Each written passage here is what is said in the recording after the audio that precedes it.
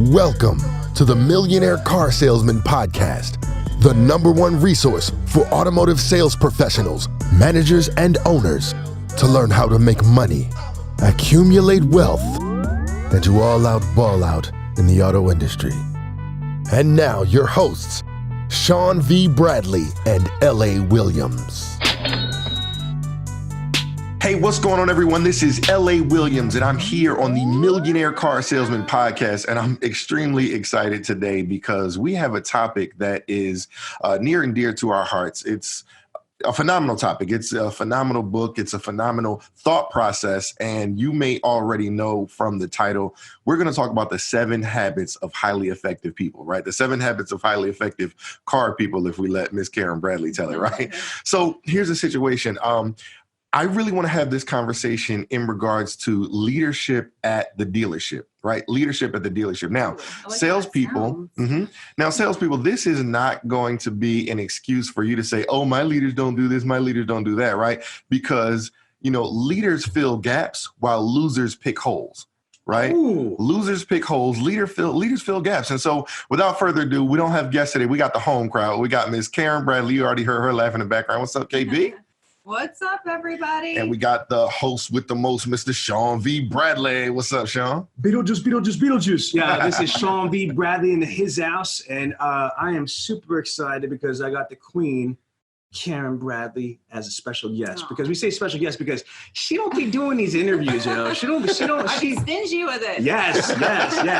Hit him, KB. Hit him. All right, so LA, do the structure, man. How are we going to start this off? So really, before we start talking about this, because again, you hear a lot of people talking about the 7 habits of highly effective people. You might go on YouTube and see it being done. You may have even heard trainers talk about the 7 habits of highly effective people, but we are the only company who is certified by Franklin Covey themselves to actually and officially partnered, right, with Franklin Covey. So can y'all talk about, first of all, how did that happen, and talk about some of the difference between the fakesters and the real?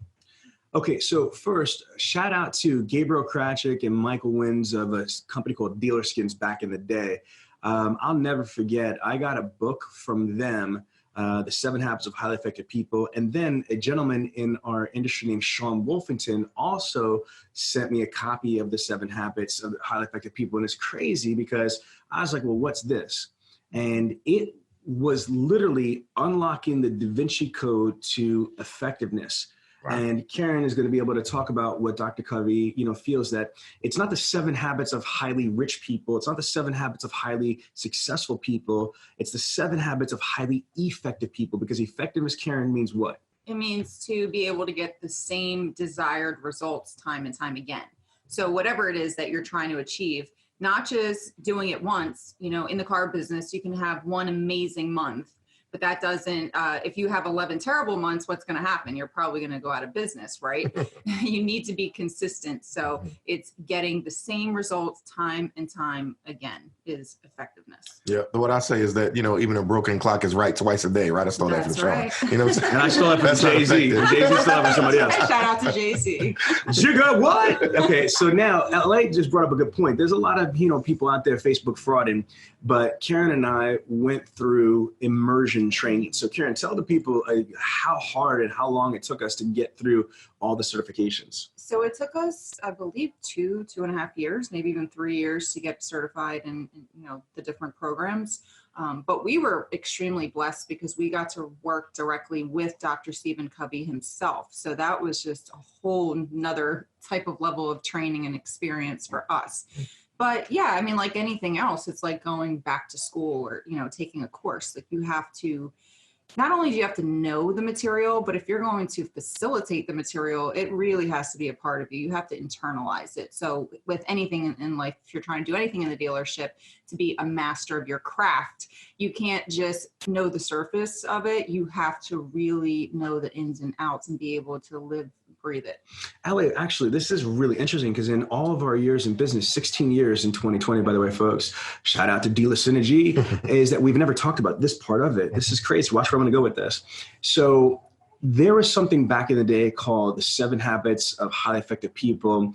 There was the Associate's course. and which is a 1-day course. And then there is a 7 Habits of High Effective People's signature course, which is a 3-day course. That's where they really recommend it.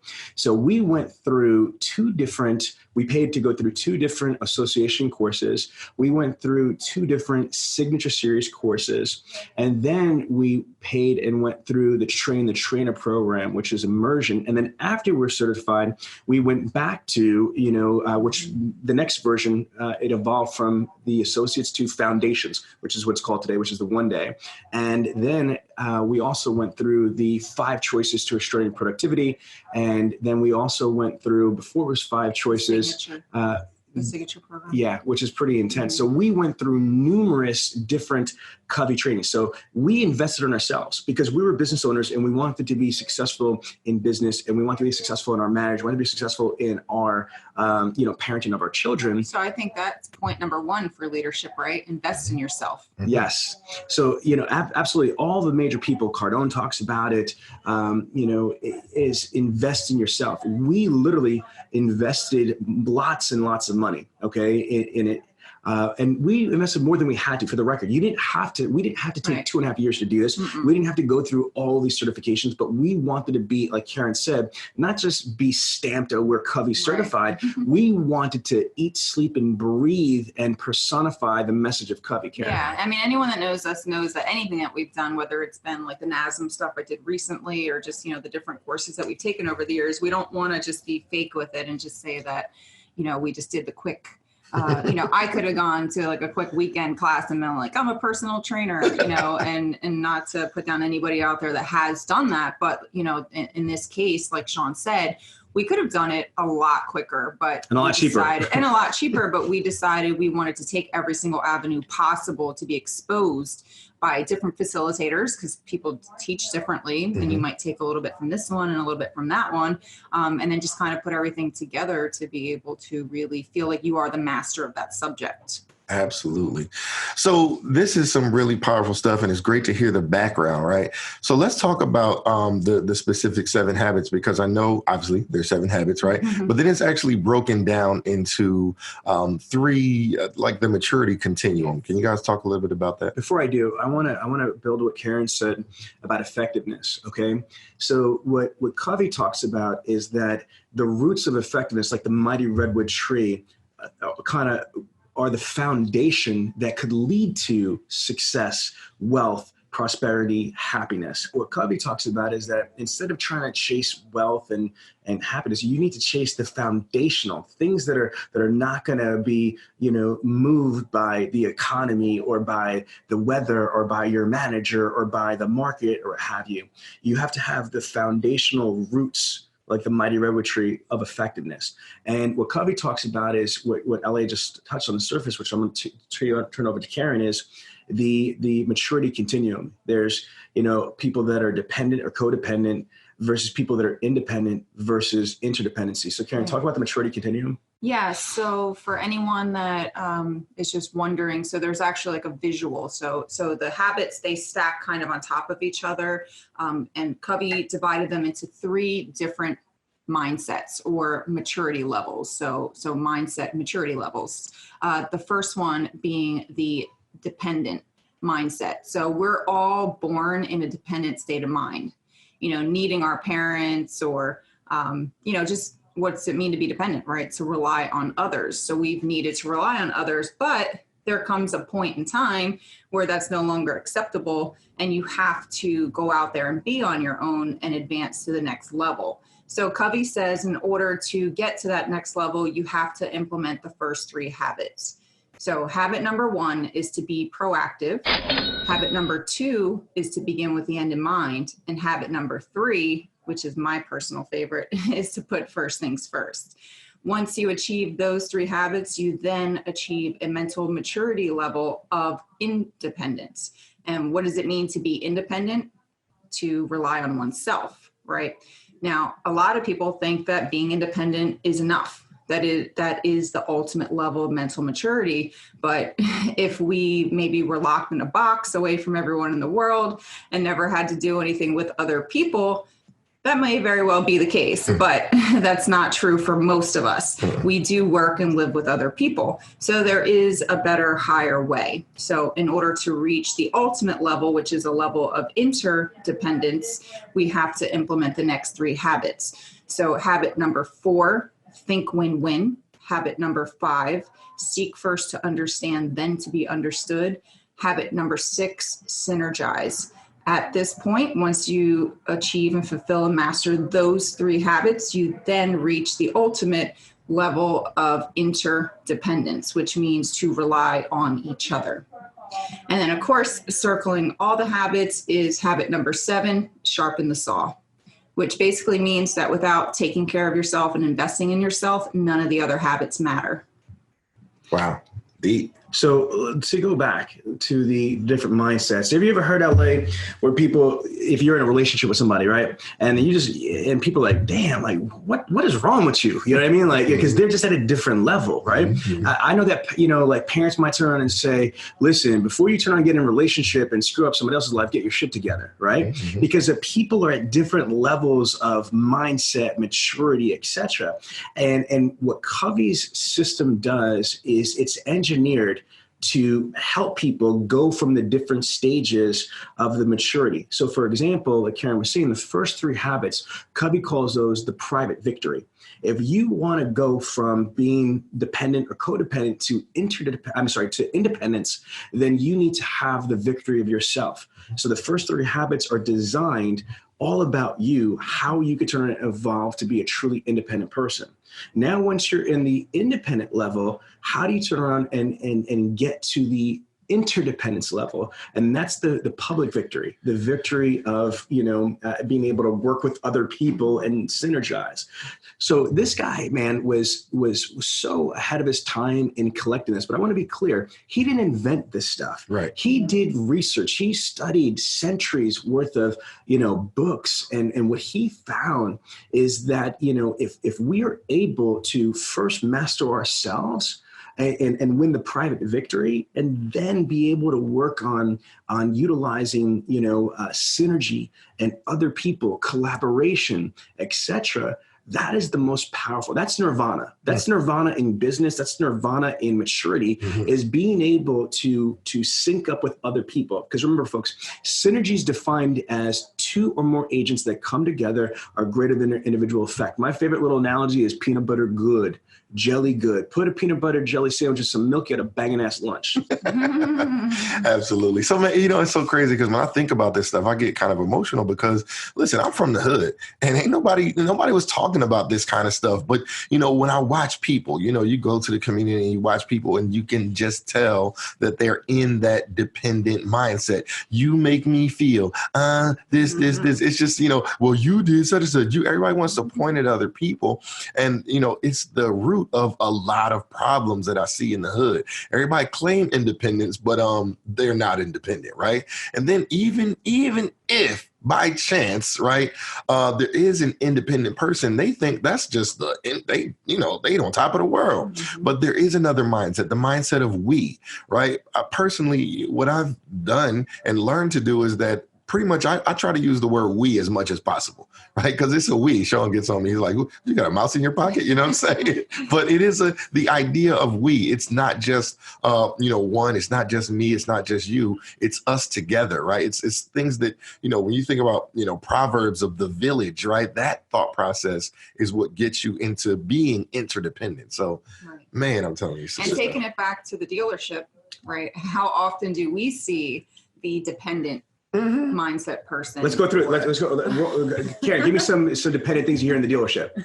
Well, it ain't my fault that I didn't hit my goal this month. The internet department didn't make enough appointments for me. Okay, LA, what do you hear? Absolutely. The lot is not no whole bunch of people coming in. The advertising sucks. How about this one? I got them all because I'm the car guy with the mostest. Okay, so we got, my manager can't close deals. Our manufacturer sucks. We have no rebates. We have no incentives. We got no spend money. It snowed. It snowed, right? Okay, no. Okay, buyers are liars. Yeah. Buyers are liars. They got bad that credit. It can't get approved. I mean, they give you it's Donald Trump. Damn it, impeach him. Impeach Donald Trump. Get the fuck out of here, man. Come on. I'm sorry. Excuses galore. Excuses. This is what I say. You can't make money and excuses at the same time. Oh, hit him with again. You can't make money and excuses at the same time. It's going to be one or the other. Woo, mic drop. Mic drop for sure. So that's dependent people.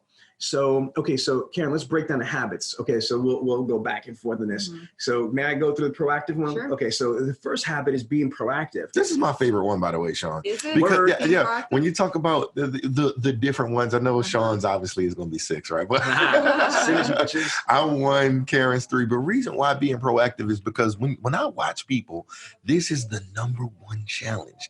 Ain't nobody got no heart. Everybody want to sit and wait for somebody. They can't seem to make a decision. It's always like, oh, well, I'm going to let somebody else do it, right? And that's just the mindset of doing it. Now, I know we're going to get into that space between stimulus and response. People just react. I'm going to just tell a quick story. So I went to go rent a car on, what was that, Thursday, right? And so what happens is, the people are like, well, you can't see, right? Well, on their website, it specifically says that a blind person can rent a car if they have a surrogate driver.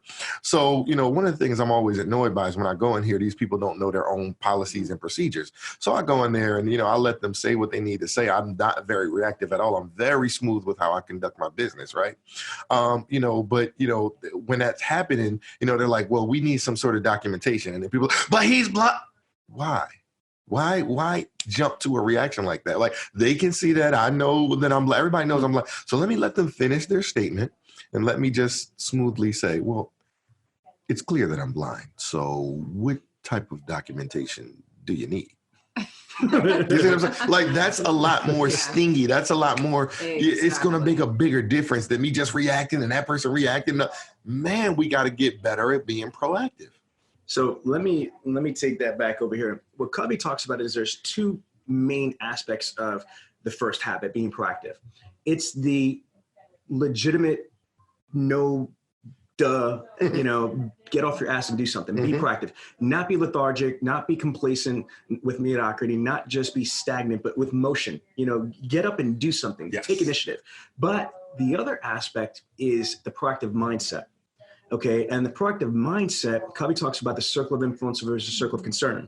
And so, what Covey talks about is try to imagine a circle, because this is a podcast, right? So if you've got a circle. I love this. This is perfect for blind people. You know what I'm saying? So try to imagine like a big ass circle, and then you've got a smaller circle on the inside. Yeah, like exactly, like a donut. Okay. Envision a donut. Yeah, envision a donut, but a circle and a circle, or a donut, whichever, or both. And the larger circle, Covey would say, is the circle of concern.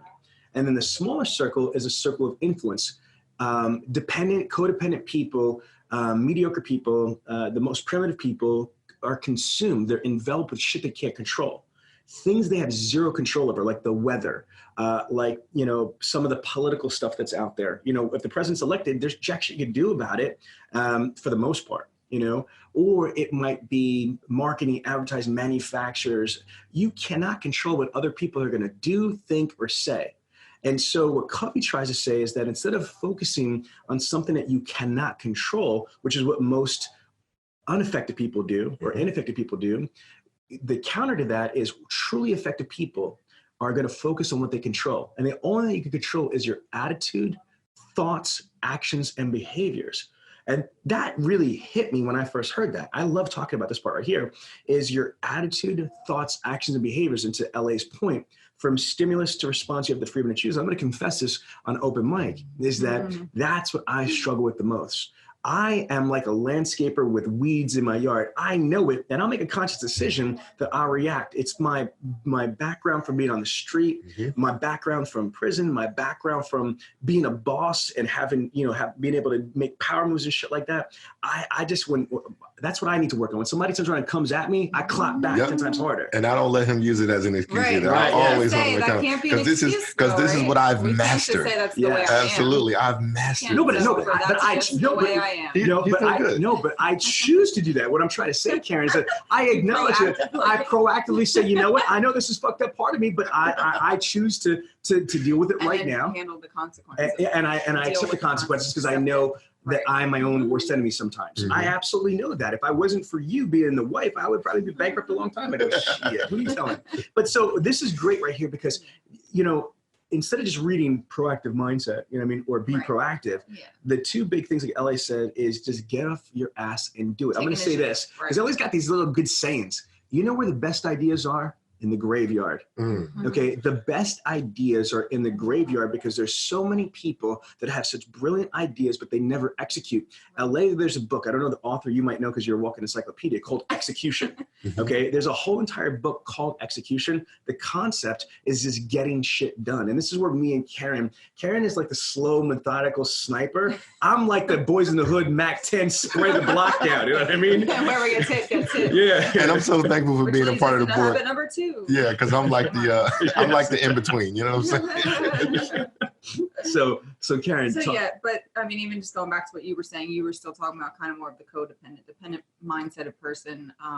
But you want to think of their donut like it's very thick, right? They have a really thick donut. Wait, say that again, because my watch is on mute and it still made noise. No worries. So when we're talking Stop, wait a minute. What's funny is that LA, he's like the blind master, shit like that. So he hears sounds. So I'm like tapping the desk. He's like, oh, stop it. He's like shooing me away like I'm a fly. And then of course, out of everybody that's got the big noises, it's you. So player, you better check yourself. It's on mute too. Okay. That's the crazy part. Listen. So what I was saying was, Sean was going into the codependent, dependent mindset person. And when we're going back to the circles and the donut, they have a very thick donut, right? Because they have little influence and most of their thoughts are in that circle of concern. Where on the other side, if you have somebody that does work within their influence, their donut actually, their hole becomes bigger and their donut becomes a lot thinner. That circle of concern actually thins out because they're not focused there.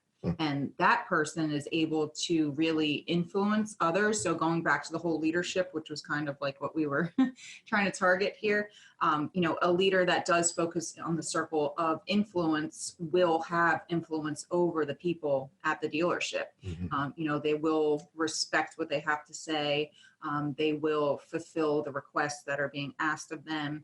And it won't be one of those, have you ever seen like a boss where as soon as they walk away, like nobody listens to what they said, all of a sudden things are a mess, they're not making the outbound phone calls or playing on their phones in the internet department. That would be a leader that doesn't have control over his people because he doesn't or she doesn't have influence. They basically lack that. Yeah. Huge. Big deal. So let's kind of jump into it. I know, kind of like be the change you want to see type thing, right? So step 2. Yeah. Habit number 2. Habit number 2. So begin with the end in mind. So begin with the end in mind can mean so many different things, whether it it comes down to goals. You should know what that end in mind is, what it is that you're trying to achieve so that you can build out little steps to get you to that big goal. It also has to do with the most important thing of all, our lives, right? So our mission in life, what guides us, what's our compass? Are we living, you guys always hear me say the whole, are you living life by default or are you living life by design? Someone that uses and implements habit number 2, begin with the end in mind, has a really good end in mind for their life.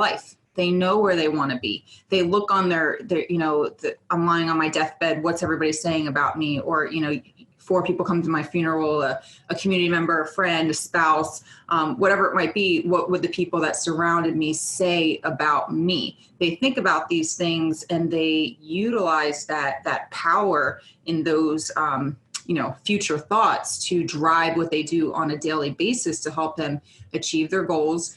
It helps them to determine what their actions and their behaviors should be like, how they treat other people, how much effort they put into relationships and so forth.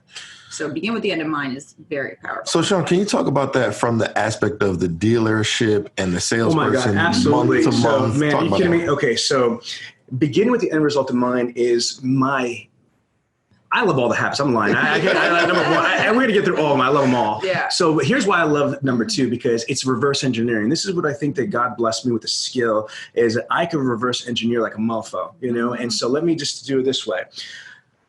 Starting with the road to the sale. You're beginning with the end result in mind. Folks, think about this. If you want to sell more cars more often, more profitably, we know that if you engage the road to the sale without exception, without fail, let's say you take 100 ups, you go through a complete dealer synergy 10-step road to the sale versus just winging it, you will sell more cars more often and more profitably. Why? Because it is a step-by-step process that's going to lead you to the promised land. Okay, the second thing I'm going to say to you is your pay plan. Okay, this is the money mind map concept. I'm just going to go through this right here really quick. So follow the flow, rewind the podcast because it's going to be fire. And and there's no whiteboard or blackboard or green board or what have you. So you got to be in my world. You got to be in LA as well. So let's go through this. Let's just say that if I'm on the floor, I need and want to make a total of $8,000. Okay, well, how am I going to do that? Well, I need to know a couple of things first. First of all, what's my ACPC, my average compensation per copy? I need to know how much money I make from commissions, bonuses, OEM, spins, spiffs, whatever. I got to add up what I made last month totally, divided by how many cars I sold. It's my ACPC. So let's say, for example, I need to make $8,000. Then I can't just make $8,000. I've got to gross $12,000 because my tax liability. Okay, so then how am I going to, gross $12,000? Well, if my ACPC is $400 per copy, then what do I need to do? I need to turn around and sell 30 cars. Great. Where am I going to get my cars from? Well, there's 8 main categories to sell a car. Walk-in, be-back, internet, phone, prior customer or orphan owner, service conversions, referrals, and a lost auto prospecting. Okay, so if I reverse engineer, I'm gonna get X amount of cars from walk-ins, from be-backs, from internet, phone, yada, yada, yada. Then it tells me how many people I need to talk to her up per day, per week, per month, per category. How many appointments I need to make per day, per week, per month, per category. How many appointments I need to try to attempt to confirm per day, per week, per month, per category.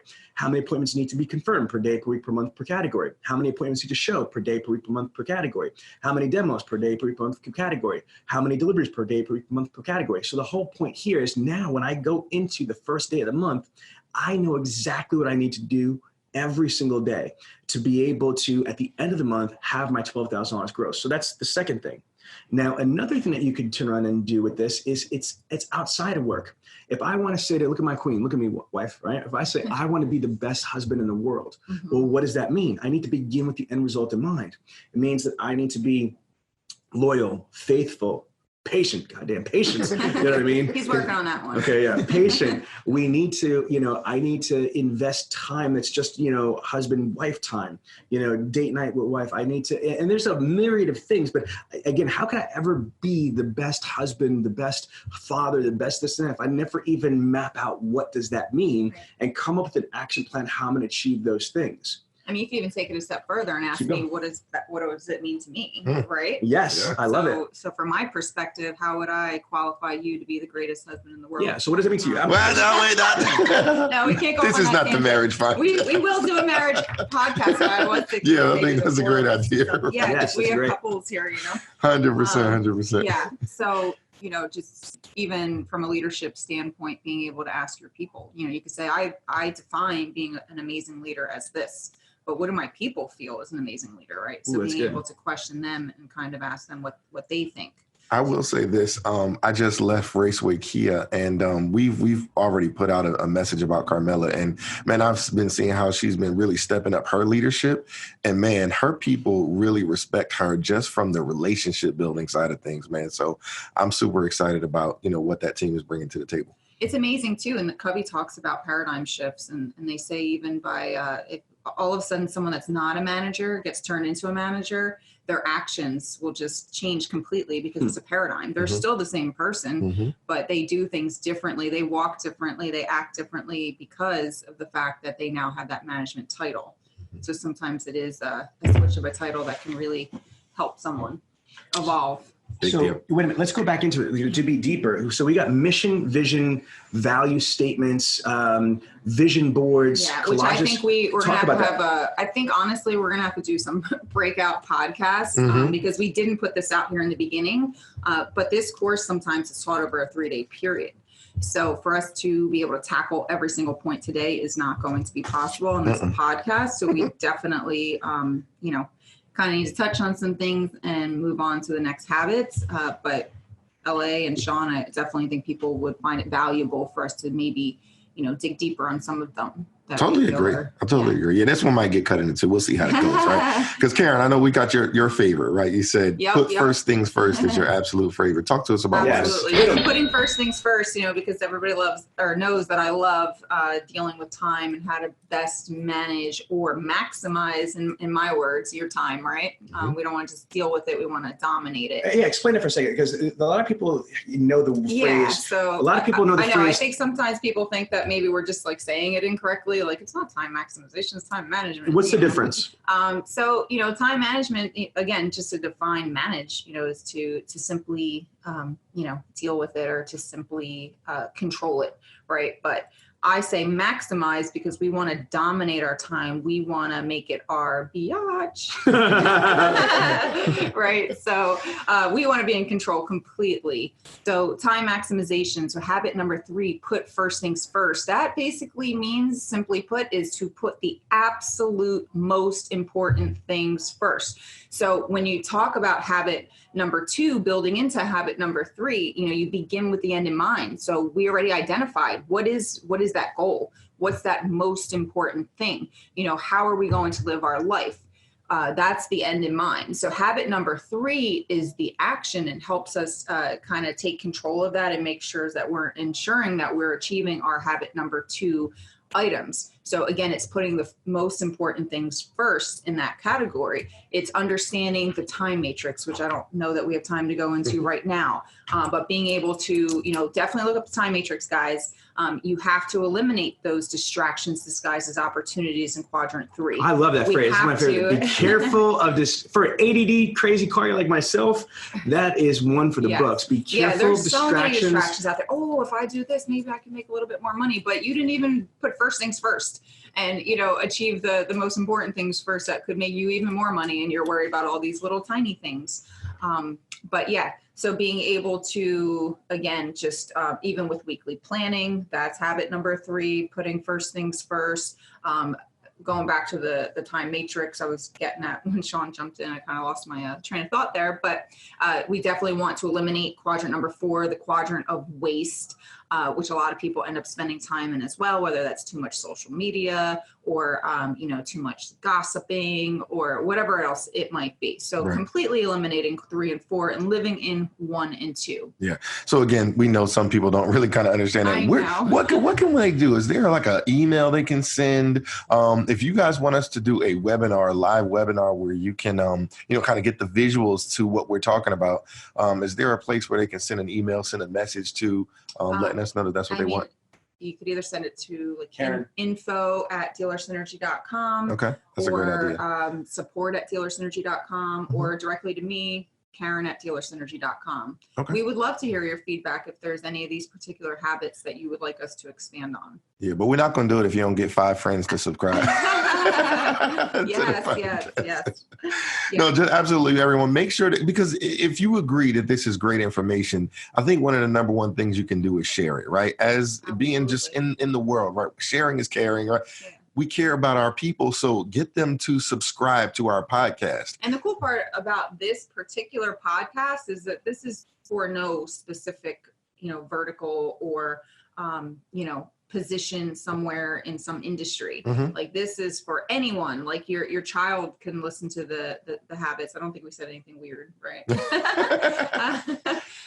Maybe about a certain age, right. Okay, maybe an age PG. There. But yeah, your friends, your neighbors, your spouse, like whoever, this is applicable to everyone in your life. So subscribe to the podcast everywhere, right? We're on now SoundCloud. Tell them where we can get it. Yep, we're on iTunes, we're on SoundCloud, we're on Spotify. Anywhere you can consume podcasts, we're there. So you just want to make sure that you subscribe. Wherever you're listening to this, get your friends to listen from the same place or it's somewhere compatible. The Millionaire Car Salesman podcast, people. You know it. Yeah. All right, cool. So now those are the first three things, right? I love that. So we now achieved the private victory. Bam. And moved on to a level of independent mind thinking. Oh shoot, we getting independent. We make my own So money. I don't know, are we cutting it here or No, we keep going. No, I definitely think we should keep going. Let's kind of jump into talking about how do we go from being independent to actually being interdependent, right? So habit number four is think win-win. Correct. Well, that sounds kind of weird. What in the world is think win-win? Right. That doesn't make sense to me. So you really have to. So some people feel like habit number 4 is, all right, come on guys, let's get together and make a win-win. No, that's not it. You have to have the mindset first. You have to be willing. You can't go into a room with someone. Have you ever been in like a heated conversation with your significant other and you're like, I definitely don't want to come up with a win-win right now, right? Because I'm just not there yet. You might need the time. You might need to put the space between stimulus and response to, let the world go around once and come back to that particular conversation. So habit number 4 is simply having the mindset of, I am honestly willing to create a win-win and consider a win-win with this other person and consider the other person's feelings. Right. So Covey says that there's a fine line between courage and consideration, which I think a lot of people lack. I struggle with that, right? Because there's different mindsets that you can have when it comes to habit number 4, think win-win. And for me, sometimes I have a lose-win mentality. Really? Where I am willing to sacrifice for others so that someone else can win over me. Ooh. Sometimes I'm like that. Sometimes, I'm not gonna say I'm like a walking doormat or anything like that. But that's the thought process, right? Yeah, because I have too much consideration and not enough courage to stick up for what I feel is right in that particular situation. Wow. So I may say, okay, fine, you win. Have it your way, right? Lose your win. Wait a minute. That's the way. Why don't you ever let me win? Why don't you ever? This is bullshit right here. Why does she let me win? No, she does. I watch it happen all the time. Here's the thing. Well, and I really love this because we're being really transparent here, and vulnerability is a measure of courage. You know what I mean? It really is, and so that alone. For you to even say that out loud, Karen, it shows how much courage you really have. So I'm loving that. That's beautiful. Yeah. So, then there's the whole win-lose where the person says, I'm going to win and you're going to lose. At all costs. Win. Right. Exactly. At all costs. I don't care who the casualties are in this situation. Right. And then you have lose-lose mindset where if I can't have none, she can't either. Exactly. If I'm going down, you're going down too. We're all going down up in here. Lose. And, of course, we have the ultimate win-win. So basically, it's a higher level of thinking. It's a higher way of thinking. It's saying that, all right, you have a really good point. I have a really good point. But what can we do to come together and think win-win to create maybe something that's even better than either one of us would have thought initially?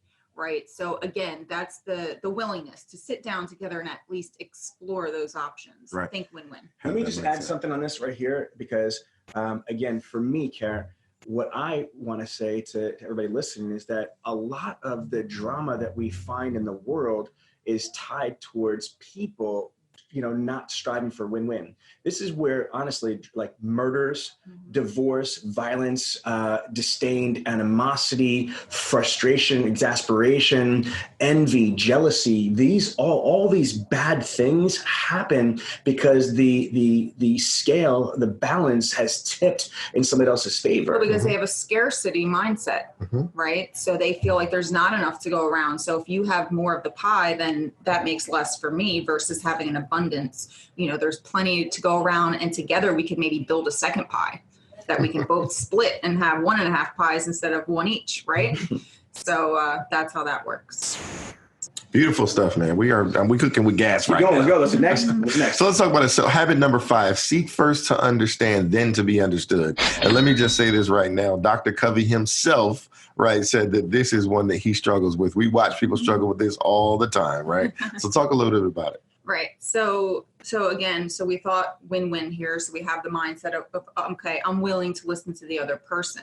So Dr. Stephen Covey says that you will be more effective if you allow others, if you understand others' perspectives and point of views before trying to get your point of view across. So being able to seek first to understand that other person's perspective. So, most people are in a conversation, and I've been guilty of it. I'm sure we all have, but where you're like, I just can't wait for this person to stop speaking. And I'm totally just going to nail them with my piece of information that's all of a sudden going to make everybody be enlightened. And I'm going to win this conversation. Yep. Right? Which, again, you have to have the think win mentality. So, sometimes you have to remind yourself of that. But, it's thinking with the intent to truly understand someone versus the intent to simply respond. And that's the difference, is to truly be able to understand. Covey actually uses, when we did the 3-day course, they use a talking stick. So you have to give the other person the ability to present their side of the situation, and you hand them the stick. So once they feel that they've fully articulated what their perspective is, they will have you. So if it was you and I, LA, I would tell you how I feel, and then you would have, and I'd have the stick, and you would have to repeat back in your own words, how I feel, what my perspective is. And if I don't feel truly understood by you, you can't get the talking stick in order to tell your side. And then we would switch. So if I felt like, okay, LA is truly understanding me here, let me give him the stick. He's going to have his opportunity to speak on this particular situation, and then I would do the same. So I would not be able to, or we would not move on to habit number 6 until you felt like you were truly understood and that I was able to kind of regurgitate, what you had presented to me. Yeah, that's absolutely beautiful, man. And I can definitely think of some group exercises, you know what I'm saying? So again, for sure, at the dealership, for sure. And then again, you have to think win-win, because otherwise, a stick's involved. And that's comedy right there, right? Yeah. Huge. All right, cool. So now we're on to habit number 6. And so who better to speak about synergizing, right, than the king of synergy himself, Mr. Sean V. Bradley. Can you talk about what is this whole synergy thing? I don't really know. No, I'm just kidding. Okay, so I love the whole concept of synergy. Again, I'm going to repeat it. Synergy is defined as 2 or more agents that come together at greater than an individual effect. Let's digress to habit number 4, which is LA. Think win-win. Okay, so think win-win literally it's not an actionable item. Covey says it literally just means to think win-win. The next step is to seek first to understand and then to be understood. So synergizing is really putting habit 4 and habit 5 together. So the whole concept is this, is that if I'm, whether it's in a business or personal relationship, let's just say in a marriage, like if I'm talking to Karen, she's literally directly across from me in this podcast, I'm like, I love this woman more than anything else in the world. This is my wife, my queen, the mother of my children. I want to turn on and always try to create a win-win. Okay, that's the concept, habit 4. Habit 5 is, a lot of times she says stuff and she's wrong. I'm always right, of course, right? But because of my training and my commitment to the 7 habits, I need to shut up and listen to what she says. But Covey uses the word in its trademark called empathic listening. It's not a real word, it's a Covey word, which means to listen empathetically and unconditionally without judgment. So if I'm listening, I need to seek to understand why she feels that way, why that's her perspective, even though I know she's wrong, in my mind. But then the cool part of this in habit 5 is I need to shut up, and listen, and then she's got to shut up and listen and understand. And based on us really truly extracting what are our reasons why, we need to turn around and intellectually and strategically, but most importantly, synergistically figure, okay, what's the third alternative? Because that's what Covey says in Synergize, is finding the third alternative. Because if you think about it, us as individuals, we have our paradigms, our thoughts, feelings, our beliefs. And so I think one thing. Okay, and if all I do and execute on is my paradigms, I'm limited by my limited perception of reality. You feel me? But if I am focused on finding the win-win, me and Karen as a unit, as a team, as a synergistic partnership could turn around and find something better. So I'm going to tell you a quick story that basically personifies this. Wait, does this throw LA under the bus a little bit? Yes, it does. That's why I'm telling this fucking story. Okay, so we are an international company. We've got clients in Guam, in Russia, and in Canada. And so we had our first dealer in Canada in years. We've been in it 16 years. And so our first dealer in Moncton, Canada, he knows where I'm going with this, we had to fly out to Canada. And so we had to fly out the night before, and we do a 5-day training. So all of a sudden we're ready to go. And at the last minute, we get the notice from L.A. Williams, I can't go. What do you mean you can't go? I can't find my passport. I'm like, it's probably right in fucking front of you. You're blind. He's like, no, it's not. He's like, so long story short, I was put in a precarious situation where I needed to do the following. I thought I had to do the following. I thought that I had to do the following. Either A, I had to disappoint my client, okay, and say, oh, we need to change the training dates. We're not gonna be able to make it because my trainer fucked up and he let his passport expire. Because backstory, Sean doesn't typically train more than say 2 days straight because of his family. He wants to be home with the family. Not just once. We have a personal the mission statement. goes back to habit number 2. Yeah. So me and my family have a mission statement, a family statement, which I'll give you an example. Is that family first, period. So no amount of money, no amount of enticement is worth more than me and my time with my children and my wife. So I felt like I was in a dilemma, and I was panicking. I was really like distressed because I was so excited about this international deal. And option 1 was, before we even get started, I've got to turn around and withdraw from their emotional bank account, because these people were super excited, sending us pictures and videos and text messages. We can't wait for the orange tie guys to come to Canada. And then my first thing was, we can't do that because you would have had to be out there not only 5 days, but with travel and everything, it would have equated to like 7 days. Right. And so the next thing was, or option number 2, which was to me even worse, was go to my family and say, sorry guys, I travel like crazy as it is, but I only travel 2 days at a time usually. So I'd have to look my family in the face and say, look, I have to breach our family covenant and our family mission about family first. And I need to go to Canada, to go train this. So I was distraught. And it was over the summer where our kids have. No, it was December. No, it was during the summer. It was during the It was summer. summer. Yeah. It was absolutely summer. Here's how we remember that. That's how we know. Okay. And so my wife. Which also gives us more opportunity for Sean to spend with the kids, which was also like a double smack. It's not like they were at school all day and he was going to be missing that time. This was like real. And so what? And I was so consumed of which is the lesser evils. Didn't want to spend there. So then my brilliant Covey entrenched wife, like it was not a big deal, says, I have an idea, Sean. Why don't we make a family vacation out of this and bring the whole family? Not only bring the whole family, but we'll drive.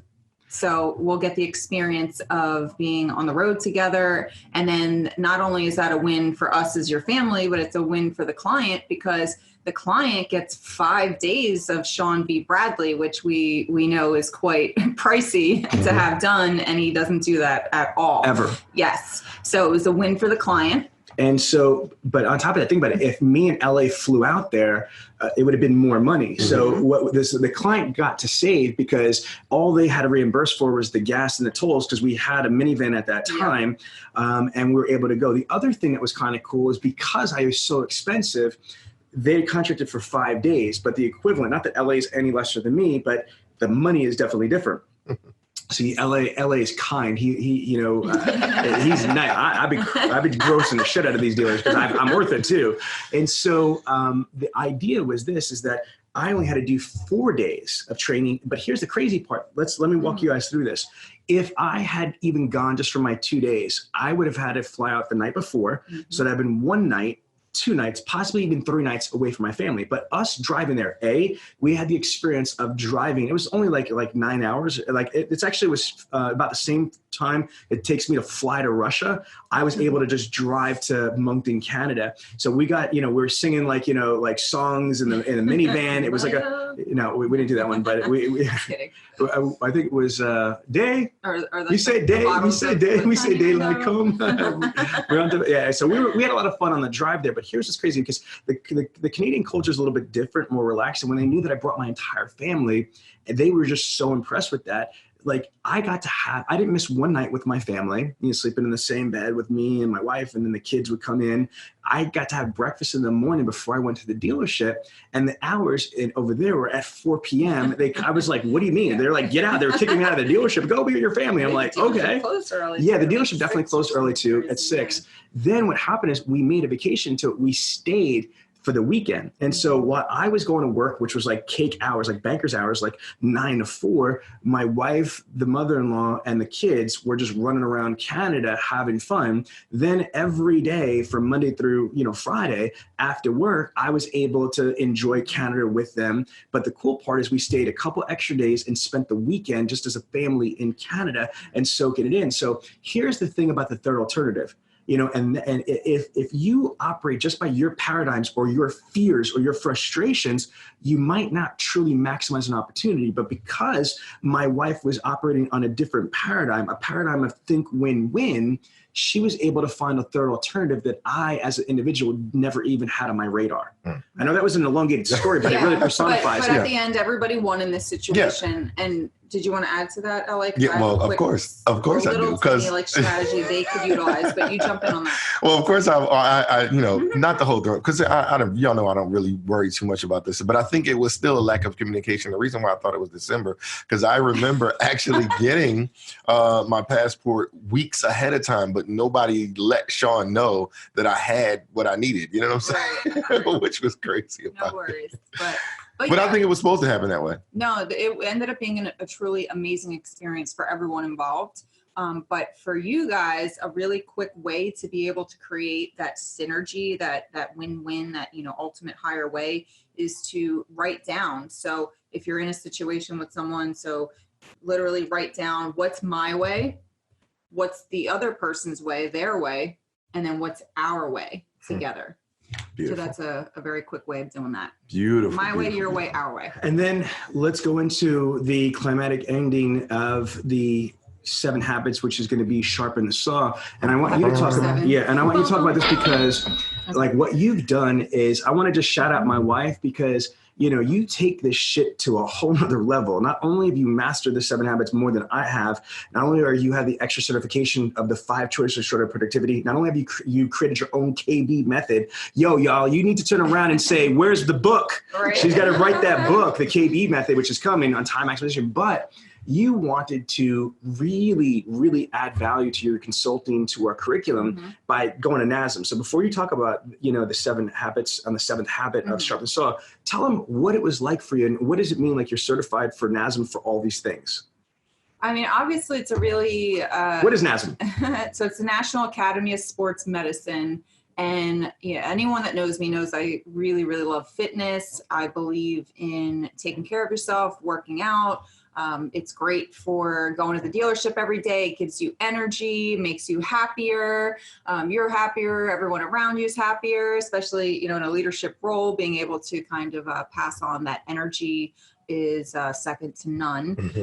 So for me to be able to say, all right, I'm going to find, and this is what I did one night, I'm going to find like the top schools out there to be certified in for a personal trainer. And I'm going to sign up for that particular program. So there were 2, but NASM was definitely at the top. So I'm like, that's it. I'm going for my NASM certification. And guys, no, you don't understand. In the middle of owning, like at that time, it was like 9 or 10 companies, having 4 kids. She's a parent, like a PTA mom, a kindergarten room parent. She's, doing all the stuff. We're flying all over the country. This woman, I mean, every morning for like months, like she would listen to these podcasts and go through the anatomy. Just like, you should be listening to this one in the morning when you're getting ready or driving.